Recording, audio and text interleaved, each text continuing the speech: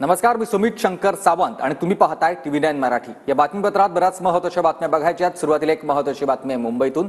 सैफ अली खानवर हल्ला प्रकरणामध्ये एक मोठी अपडेट समोर आलेली आहे। आरोपी आता सैफचा मुलगा जहांगीरच्या बेडकडे जात होता। जहांगीरच्या बेडकडे जात असताना त्याला रोखलं अशी माहिती इलियामा फिलिप्सचा जबाब आहे हा, आणि सैफच्या घरातील बेड लिमा हिच्या जबाबामध्ये ही माहिती समोर आलेली आहे। आरोपीचा नेमका उद्देश काय होता या अनुषंगाने पोलीस आता तपास करतात आणि घरातल्या कोणत्याही महागड्या वस्तूला आरोपीने हात लावलेला नाहीये। आरोपी सैफचा त्याचा मुलगा ताब्यात घेऊन पैशासाठी त्याला धमकावणार होता का असा देखील आता संशय व्यक्त केला जातोय।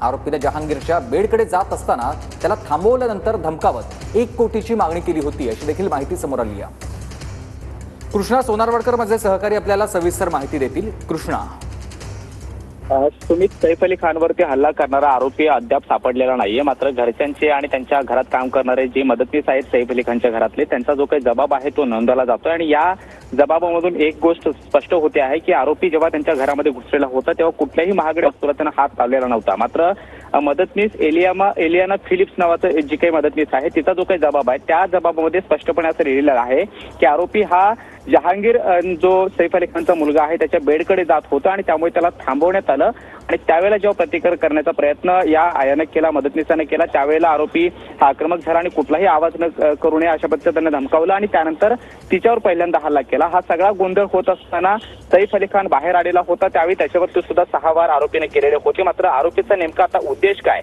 या अँगलनं सुद्धा तपास केला जातोय। सगळ्या शक्यता तपासल्या जात आहेत, कारण आरोपी जर चोरीच्या उद्देशानं घरामध्ये घुसलेला होता तर त्यानं कुठल्याही महागड्या वस्तूला हात का लावला नाही हा एक महत्त्वाचा प्रश्न आहे। शिवाय त्याला घरामध्ये प्रवेश कसा मिळाला। करीना कपूर हिचा सुद्धा जो काही जबाब मुंबई पोलिसांनी नोंदवलेला आहे त्यामध्ये सुद्धा तिने म्हटलेलं आहे की दागिने आणि इतर सगळे मौल्यवान वस्तू घरामध्ये होत्या, मात्र कुठल्याही गोष्टीला आरोपीनं हात लावलेला नाहीये आणि आरोपी हा पूर्णपणे अग्रेसिव्ह मोडमध्ये होता।